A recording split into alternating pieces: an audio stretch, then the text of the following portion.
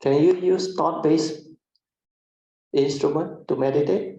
You can't, isn't it? Because the moment you create thought, perception, everything is already in. The content of consciousness are all in. The aggregates of mind all in. You cannot be aware.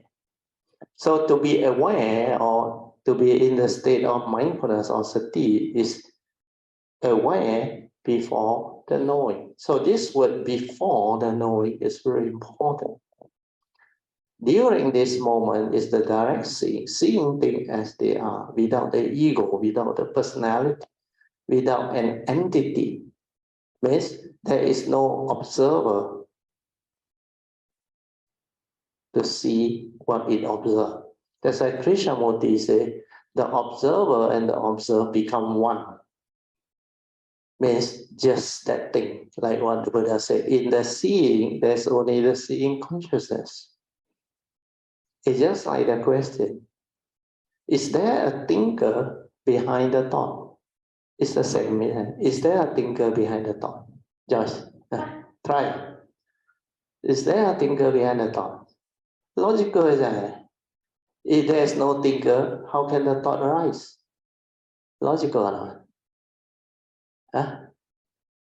But your theory tell you, the Buddha say anatta, non-self. Then how you explain it? Is there a thinker behind the thought? How did thought arise? Is it because there is a thinker inside there? What do you think? Do you know how you create thought or not? Through memory. Very good. Through memory. So based on this understanding, you actually got the answer. But you don't have the stability of mindfulness to see that. If it's through memory, is the memory a thinker? It's one of the senses, one of the organs, like your ear. There's nobody inside there to hear, understand? Like your eye, there's nobody inside there to see, understand? Smell, taste, tactile, and thought process is the same. So like you say, how do you see? You need the three conditions, isn't it? You remember the three conditions? What are they?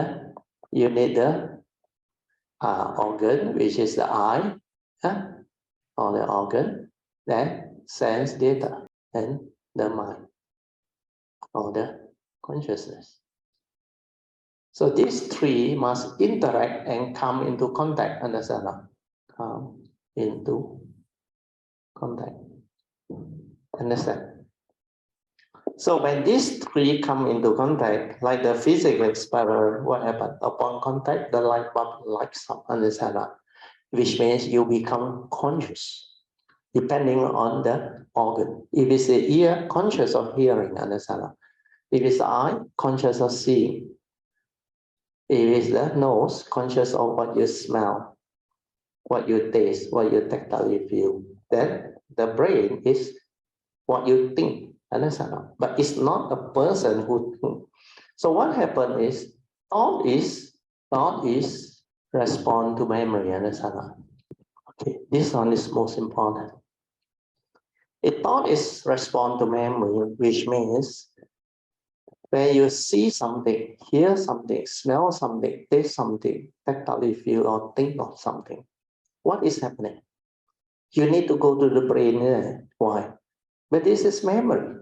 That's how you accumulate all your learning, your whatever conditioning, belief system, theory, even your tradition, everything that you experience, good and bad, everything you accumulate in your memory. So the first thing you go to is your brain, which is your memory.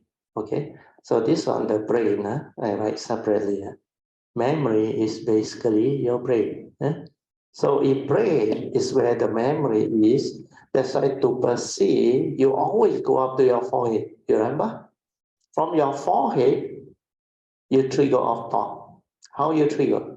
That's why your senses are all in front of your face, just below the brain. Okay? So when you see something, take for example, how do you create thought to input the content of consciousness? Because that thing you see, like the Buddha image or my voice, you perceive through hearing, you don't know what it is. Understand? So you got to check in memory. The moment you go to memory, it triggers off thought. And what is that thought? Yeah? To cognize, to perceive. Understand? Otherwise, the memory, without the memory, like a baby, newborn baby, no thought. You understand?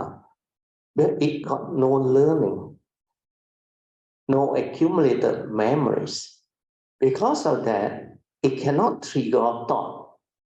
But we all, since birth until now, we are so conditioned, we are taught so many things, we accumulated. So our memory is full of rubbish. What do we carry in our memory? That's why Mahayana say accumulation is the cause of suffering. Very true. Because what you accumulate in your memory, your brain, is all the rubbish. Why I say rubbish? Of course, sometimes there are good memories too. Maybe certain time of your life. But most of the time is what? Your fear, your phobia, your insecurity, your sorrow, your lamentation, your hurts, your scars of memory, your selfishness, your emotional negativity, your fear, your insecurity. So all this intensify in the memory. Your belief system, your conditioning, your education, everything you accumulate down there. The human being, because they have this brain, that's the only instrument they know how to act. That's why you act according to memory. Acting according to memory is not acting at all. Because memory is full of your negative tendency with the evil roots. This one is not enlightened. Without yoniso manasikara, it is selfish, egoic. And because it's selfish, it clings, it grabs, it holds, it has all the evil roots of possessiveness, envy, jealousy, hatred. Then when he cannot understand, or when he faces a situation that he cannot handle, he develops fear, anxiety, sorrow, lament. The three evil roots are very active here. But this is not wisdom. This is not Dharma. Understand? So acting according to memory is not acting at all. So what happens is when you go to your senses, if you are mindful, every moment of consciousness, whether seeing or hearing, smell, taste, tactile, or thought, you must see it in your awareness. That basically the human being, the form and mind, they have to go to the memory to perceive, to cognize, to retrieve the information that is stored, understand? Then trigger off, input the content, make it a thought. That's why thought is respond to memory. There is no thinker behind the thought, understand? The brain is not a thinker. The ear is not a thinker. The nose, the tongue, the eye, and the physical body is not a thinker, understand? So when you understand that, then you understand what awareness is. Awareness is the pure awareness. When you are just aware, it's sati, you aware before the perception, before the thought come out and tell you what it is. But this one is not seeing truth, you understand? This one is seeing what you have been conditioned into, what your memory tell you. And this one is always of the old. Your thought is of the old. Because memory means what? Something you remember, understand? It's of the past. Krishnamurti says it's as dry as the dry leaf. It cannot be within the moment. Once it becomes a thought, it's memory. And memory is what you record or accumulate through the past. That's why it can never be in the present moment. That's why he said, thought is basically limited. Why? Because our nature, our true mind is spacious awareness. That spacious awareness is the pure nature. From our true nature, original nature, the first thing that come out is the pure awareness. So this pure awareness or sati is your true mind, your silent mind. From there, it manifests. That is like the energy field to trigger of thought process. That's like the mundane mind, the thinking mind. These arise from that nature, the awareness nature. So without this awareness, you cannot see thought. You cannot understand the movement of thought, the limitation of thought. Because from spacious awareness, our nature, which is the oneness nature, how do you create thought? We have to zoom in, understand? To perceive something, you have to zoom in there. Like perceive my voice. From the spacious awareness, you shrink your awareness to this area to perceive. It's just like when you want to see the Buddha Rupa or the Kuan Yin Rupa, you have to shrink the spacious awareness to that space, which is limited. Then you go to the memory, you perceive, you input the content through your conditioning, views, opinion, and belief system. So once that one go in, it become a thought. That's why thought is limited, just that area. So when you are preoccupied with that thought, what is happening? Let's say you shrink your spacious awareness into a thought. This one becomes limited. Understand?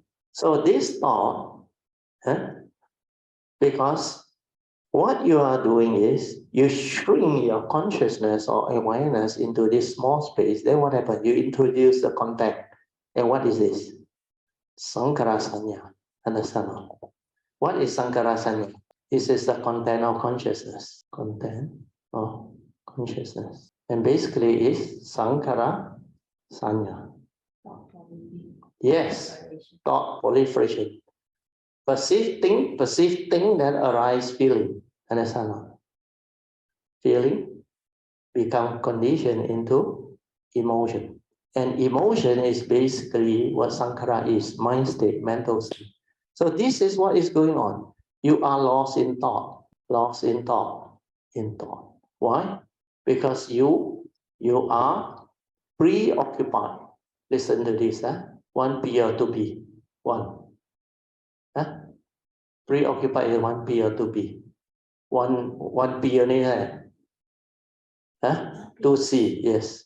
Preoccupied with your thinking and reaction, which are LOST. Yeah, correct. Thank you. Yeah, very important. Almost wrong spelling. So lost in thought means you are preoccupied with your thinking and reaction to sense experience. So now you can understand what is living being doing, what is human being doing. That's why the unenlightened one, the heedless one, they think a lot, understand? When you think a lot means what? You are heedless. You create a lot of thought-based activity. And I don't call that meditation, understand? But some use it to develop so-called meditation. They focus, they concentrate, so that this thinking cannot move. They kill all the thought into one-pointedness, ekagata, or concentration, energy field, conditioned state, so that it cannot move. Then they say they don't have thought. They also have clarity. But when you do that, it's a conditioned state of mind. All the mental hindrances are suppressed. It cannot come out. Understand? You cannot test. You don't know whether you have the wisdom. Because when it is a focused attention, you cannot be aware. You cannot understand the way things are. You cannot understand truth. You cannot understand the nature's law that governs life existence. You cannot see paticca samuppada, dependent origination, the dwelling. You cannot see the Four Noble Truths. All you cannot see. You can only have theory about it. Now you understand. Okay?